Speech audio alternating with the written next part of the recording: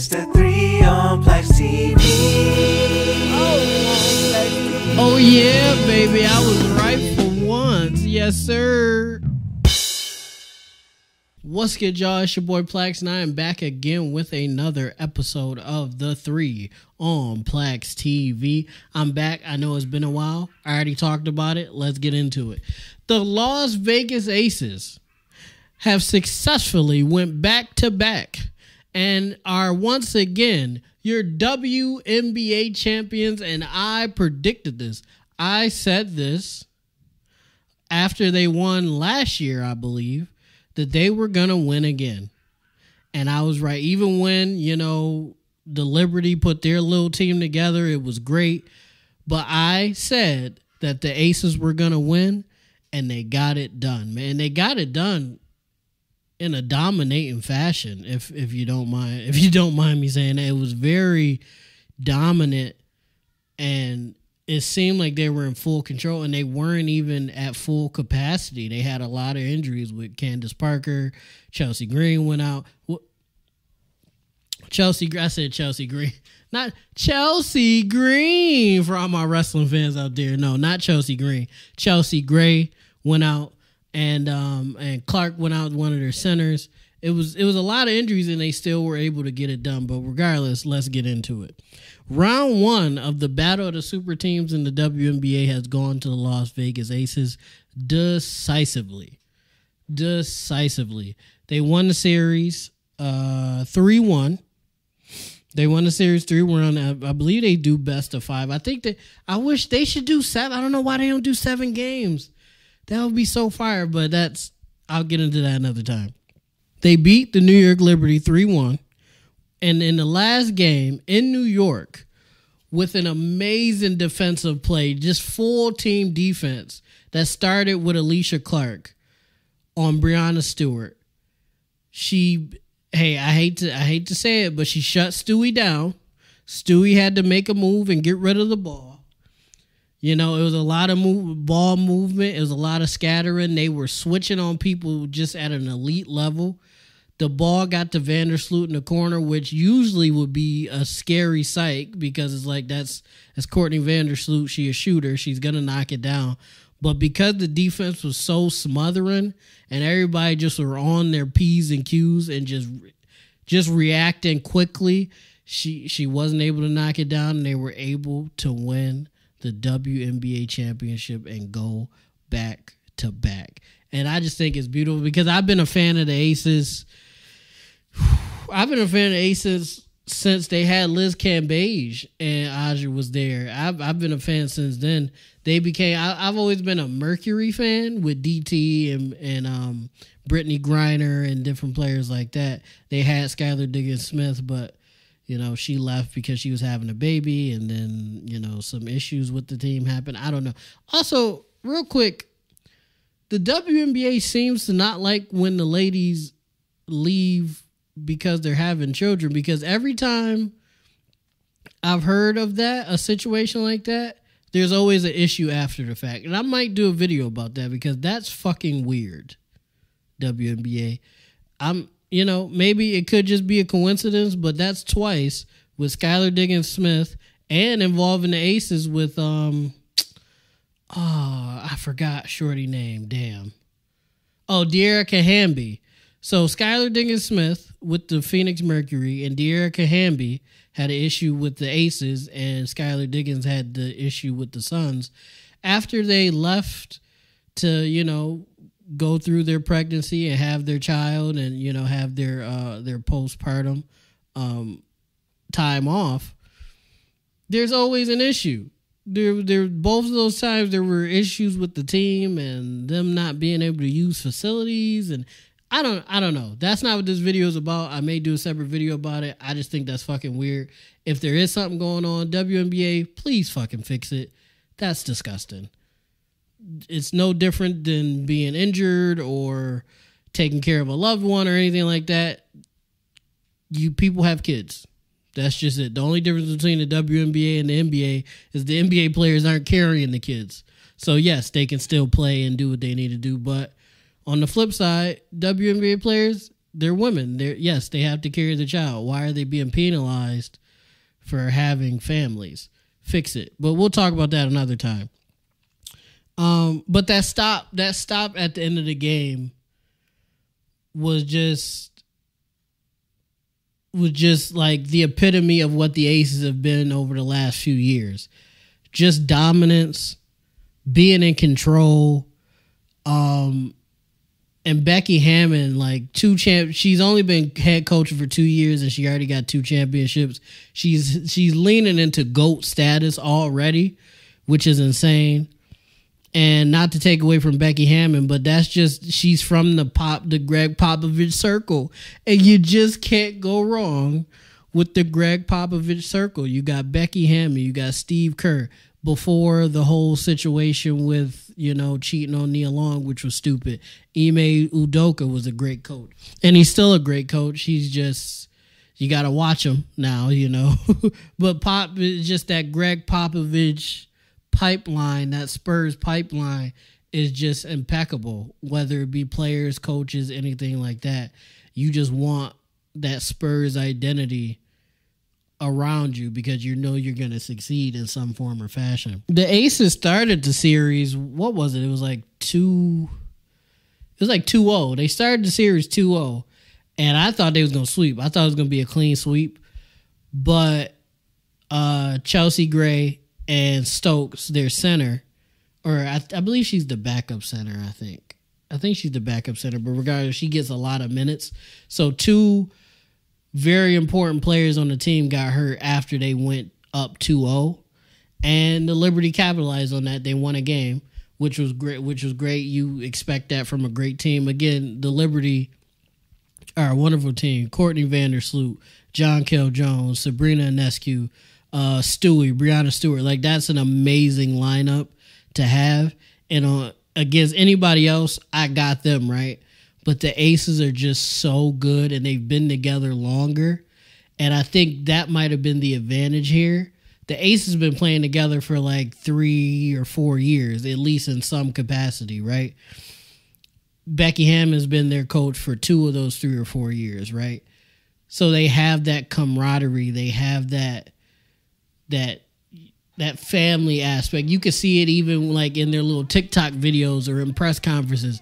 They are truly a family. Not saying the Liberty aren't. I'm not saying that they're not friends or anything like that, because I'm sure they are.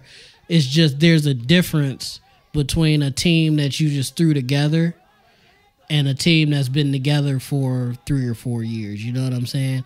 And if you're equal on everything else, that small thing makes a huge difference, right? Camaraderie, knowing each other, being friends and playing together for a while. That means something when they're so equal, because I thought those teams was equal, honestly, going into the season. When they put the Liberty together, I said, well, damn, I mean, I'm going with the Aces, but I'm not like sure, you know what I'm saying? Because Stewie, come on, Brianna Stewart, one of the greatest players ever. Like I just said, Courtney Vandersloot, a shooter, a killer. Just knocks down everything. She knocks down deep threes, corner threes. Like, she just knocks down everything, and she's smart. Then you got John Kell Jones, a former MVP, an elite rim protector. Can't really, when she's at the basket, you can't do nothing with her. She's getting a bucket if you want a bucket. And then you got Sabrina Ionescu, who, again, another killer. Kobe mentality, Steph Curry mentality. It's a lot. It's almost insurmountable when you put it out like that. Like, Brianna Stewart is basically Kevin Durant of the WNBA. Like, it's not a lot you can do with that team. But the Aces being elite themselves with Chelsea Gray and Kelsey Plum and Aja Wilson and Clark and all they supporting pieces. And I think that was a difference too, the supporting pieces. Because even without Candace Parker, even without Chelsea Gray and Stokes, the supporting pieces filled in the gaps. And what's scary is when those ladies are playing, those supporting pieces are still filling in the gaps. And I think that was also the difference. The Liberty didn't have that per se, where the Aces had an abundance of help from the supporting cast, even when they were down pivotal players. You see what I'm saying? Or main players. Aja in the final game, Aja Wilson, who got snubbed for MVP. This was I'm gonna get into this for a second, but Aja in the last game got 24 points and 16 rebounds. And we talk about, it's been talk ever since the MVP came out. Stewie, Breonna Stewart of the Liberty, won the MVP, and people were saying that Aja got snubbed. I'm one of those people that thought that. I thought Aja deserved the MVP. Again, not that Stewie didn't, because Stewie had an amazing season, a dominant season. She did a lot of crazy stuff, but I just feel like Aja played better on both sides. Like, it wasn't just Stewie's a good defender, but Aja was dominant on both sides of the ball all season. But, you know, it begs the question, would you rather have regular season MVP or the championship and finals MVP? Me personally, I'll take the championship and finals MVP all day. You know what I'm saying? I'm sure Aja feels the same way. And I think she has something to prove too. Like, she was vocal about, her and her teammates were very vocal about how they felt she was snubbed for the MVP this year. And I think she went into the playoffs with that mindset of, oh, okay, I'm not MVP. Bet. I'm going to show you you're wrong, and I'm going to show you against the person you gave MVP to. No disrespect to them, because I have a lot of respect for Breonna Stewart, but I'm going to work her and her entire team, and I'm going to take this championship. And the only reason, with all due respect, that the Liberty won that one game was because Chelsea Gray and Stokes was out, and they had to adapt to that. And I don't think they had enough time to adapt to that quickly. But once they figured it out, which was the very next game, the series was over. You know what I'm saying? So this begs the question, can they win again? Can the Las Vegas Aces three-peat? And I'm going to say something a little crazy. Clip this. The Las Vegas Aces will not only three-peat next year, but they're going to win 2 more championships. They're going to four-peat. And a four-peat hasn't happened since, like, the late night, since the WNBA started, I think, or something crazy like that. I don't think nobody besides the Houston Comets has four-peated. And I think the Aces are put together well enough to make that happen, because they have Becky Hammond still, a GOAT of a coach. I don't think Aja's going anywhere. I don't think Kelsey or Chelsea Green. I keep saying Chelsea Green. I watch too much wrestling. Chelsea Gray or Kelsey Plum are going anywhere. They still got Alicia Clark. I don't know how long her contract is, but they just signed her, so I'm assuming it's 2 or 3 years. Candace Parker. I think Candace is happy that she won the championship with these ladies, but I don't think she's happy with how she won it, because she's been out majority of the season. I think she played like 6 games or 10 games, and then she got hurt. I think she wants to run one and win, being an active part of the team. Not that she wasn't active; she was active in the on the bench and in the locker room, but I think she wants to win one playing, and that'll just help her legacy even more, because now she got 3 championships with 3 different teams. If she wins another one, being an integral piece on the court as well as off the court, that's just going to elevate her more in the GOAT conversation. I did a video about her in the WNBA GOAT conversation in that series that I do, and I have to update it, which is crazy. I thought when she won with Chicago, that was pretty much it. And, you know, that, like, I didn't really have to add anything else. I'm probably going to have to update that within the next couple years, and that's insane. How great do you have to be that you're at the tail end of your career and people have to update your stats even more?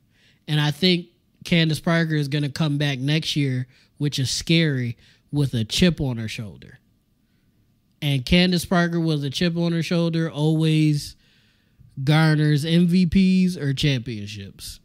So Let's just keep that in mind. But yes, the Las Vegas Aces are going to four-peat. They're going to win 2 more championships.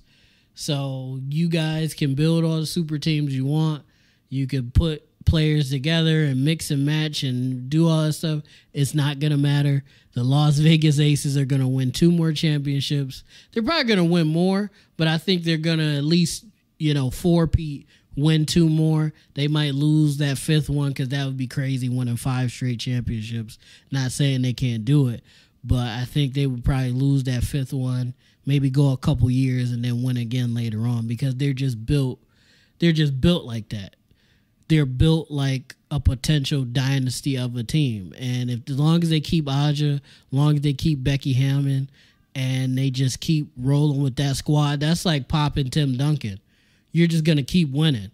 It might not be every single year, but you're going to just keep on circling the wagon and winning championships. And again, that's the Greg Popovich pipeline, and that's just what he do. Speaking of GOAT conversations, I know I talked about Candace's legacy, but Aja's legacy, like 2 MVPs, I think 1 or 2 Defensive Player of the Year awards, 2 championships, 2 Finals MVPs. If she two-peats again, like if she wins 4 championships, I'll give her one more MVP on top of that. I'll give her 2 more Finals MVPs on top of that. So within the next 3 years, she could potentially have 3 MVPs, 4 straight championships, 4 Finals MVPs, multiple All-Star appearances, multiple Defensive Player of the Year awards. What the fuck? She would have. I'm putting her in the GOAT conversation now. So only imagine if they four-peat. Oh, she might. This might be a little crazy because I know I said Diana Taurasi is the GOAT in my opinion. But if Aja is able to win 2 more championships, especially if it's a four-peat, and throw another MVP in there and 2 more Finals MVPs and maybe another DPOY, in my opinion, at that point, Aja Wilson is the GOAT. She doesn't have to do anything else after that. You know what I mean? And then the craziest part is if she wins 2 more championships and they do four-peat, she's still young as hell. What is she like? What is she like 25, 26 or something like that? She's still got a lot of time. She's not even in her prime yet and she's dominating like this. That's scary. That's scary as hell. But yeah, I think the Aces are going to win 2 more championships. Congratulations to them. Congratulations to Alicia Clark. She did a wonderful job on the defensive end. She was just a stopper, and you guys know how I feel about players like that. She did all the dirty work, and it just was extremely helpful. Chelsea Gray, Kelsey Plum. I just love Kelsey Plum. She's just so cool, and like she's a killer on the court. She's beautiful. No disrespect to her husband, but she's just great. Aja, amazing goofball, and that's what I want to talk about too.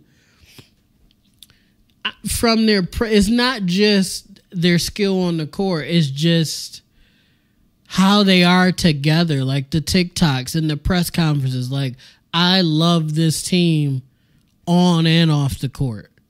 And I think that's the most beautiful part about it, man. And that's another big reason why I think they can win 2 more. But let me know what y'all think in the comments down below. Did you guys think the Aces were going to win? Did you think the Liberty were going to win? Did you have a different team possibly winning? Because I think like Connecticut was playing really well. There's a lot of teams like playing well that kind of almost snuck in there. But let me know in the comments down below what you think. Make sure you like, make sure you comment, make sure you subscribe, make sure you ding that notification bell so you know every time I drop a video. And most of all, YouTube, I love you guys. Peace out. It's the 3 on PLAXtv. Oh yeah, baby, I was right for once. Yes, sir.